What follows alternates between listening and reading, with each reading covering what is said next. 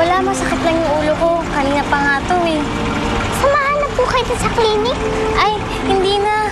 Uuwi na lang siguro ko. Parang lalagdating yata ako eh. Kayla, pakisabi na lang sa teachers natin ha. O sige, mauna na ako ha. Ingat kayo.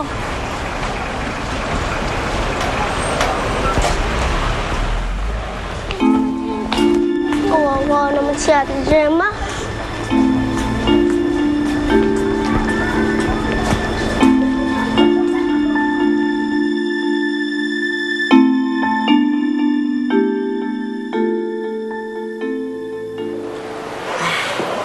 Kamusta si Lola? Sandra, pagod na ako makipag-away. Ayoko na rin makapag-iwasan sa'yo dito sa mansyon. Total naman, nandito na to.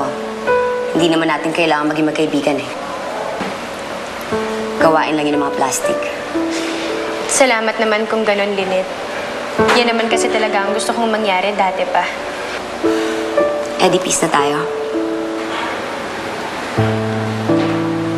Pero umaasa pa rin ako sa sinabi mo na hindi mo aagawin ang asawa ko.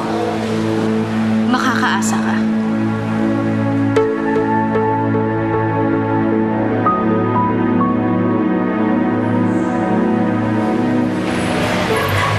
Nurse, pwede po magtanong? Nasaan po si Dr. Philip Arboleda? Ano kanya? Asawa niya po dati yung ate ko. Puntahan mo na siya sa room 134. Nagpapahinga na siya doon.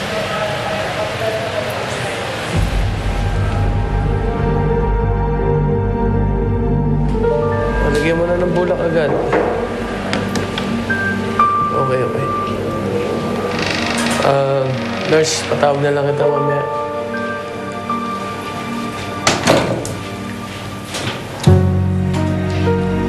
Kuya Philip, ano nangyari? Pinadala ka ba ng ate mo dito? Buti naman. Ito na daw po yung pera, pero bago ko daw po ibigay sa inyo to, sabihin niyo daw po muna yung nalalaman niyo. Ano na yun? Pakulang to. Bihira naman. Napakanipis nito. Tawagan mo nga yung ate mo. Pakusapin ko. Ito po.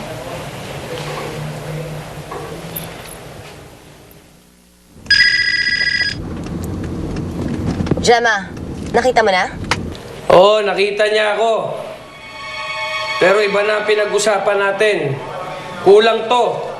Anong ibig mong sabihin? 5 milyon ang presyo na impormasyon na may bibigay ko sa'yo. Ha? 5 milyon?